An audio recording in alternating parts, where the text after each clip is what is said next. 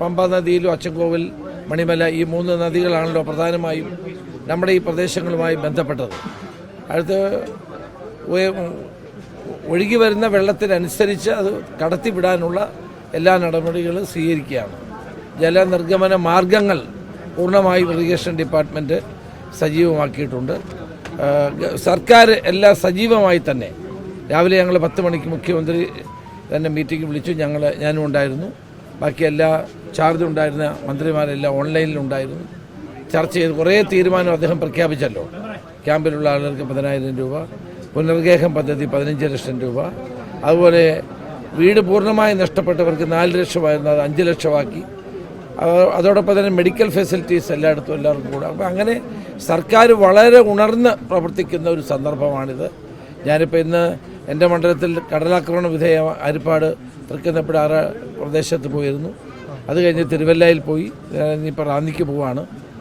ഇവിടെ ശ്രീ വിഷ്ണുനാഥിൻ്റെയും ശ്രീ വിഷ്ണുനാഥിൻ്റെയും അതോടൊപ്പം തന്നെ അബിൻ ബർക്കയുടെയും നേതൃത്വത്തിൽ ഇവിടെ തിരുവല്ലയിൽ മാത്യു നമ്മുടെ വർഗീസ് മാമൻ്റെ നേതൃത്വത്തിലും പഴകുളം മധുവിൻ്റെ നേതൃത്വത്തിലും റാന്നിയിലുമൊക്കെ വളരെ നല്ല നിലയിൽ പ്രവർത്തിക്കുന്നു. ജില്ലാ കളക്ടർ, SP, മറ്റ് ജില്ലാതല ഉദ്യോഗസ്ഥന്മാരൊക്കെ വളരെ ആത്മാർത്ഥമായി തന്നെ പ്രവർത്തിക്കുകയാണ്.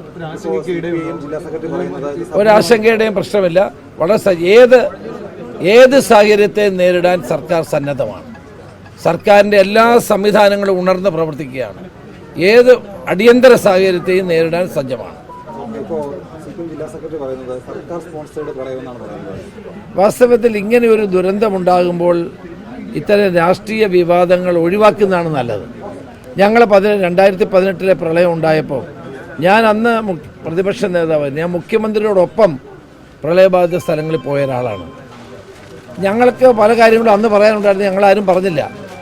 പിന്നെ അത് കഴിഞ്ഞിട്ട് ഞങ്ങൾക്ക് പറയാനുള്ളത് പറഞ്ഞു. ഇപ്പോൾ നമ്മൾ കഴിയുന്നത്ര എല്ലാ പാർട്ടികളും തൽക്കാലം വിമർശനങ്ങളൊക്കെ ഒന്ന് ഒഴിവാക്കി നിർത്തി ജനങ്ങൾ ക്യാമ്പുകളിൽ കഴിയുകയാണ്. പാവങ്ങൾ, സാധാരണക്കാർ, പാവപ്പെട്ട ആളുകൾ, അവരെ സഹായിക്കാൻ രംഗത്തിറങ്ങുകയാണ് വേണ്ടത്. നമുക്ക് വിമർശിക്കാനൊക്കെ ഒത്തിരി സമയമുണ്ടല്ലോ, ഇപ്പോഴതിൻ്റെ സമയമല്ലല്ലോ. അപ്പോൾ അതുകൊണ്ട് ദയവായി എനിക്ക് എല്ലാവരോടും പറയാനുള്ളത്, വിമർശനങ്ങൾ നമുക്ക് മാറ്റിവെക്കാം. വിമർശിക്കാനും സർക്കാരിനെ കുറ്റപ്പെടുത്താനും ഒക്കെ സമയം ധാരാളമുണ്ട്. ക്യാമ്പിൽ കിടക്കുന്ന പാവപ്പെട്ട ആളുകളെ, സാധാരണക്കാരെ സഹായിക്കുന്നതിന് മുൻഗണന കൊടുക്കുക. അതിനുള്ള സമയമുണ്ടല്ലോ, അന്ന് നമുക്ക് നോക്കാം.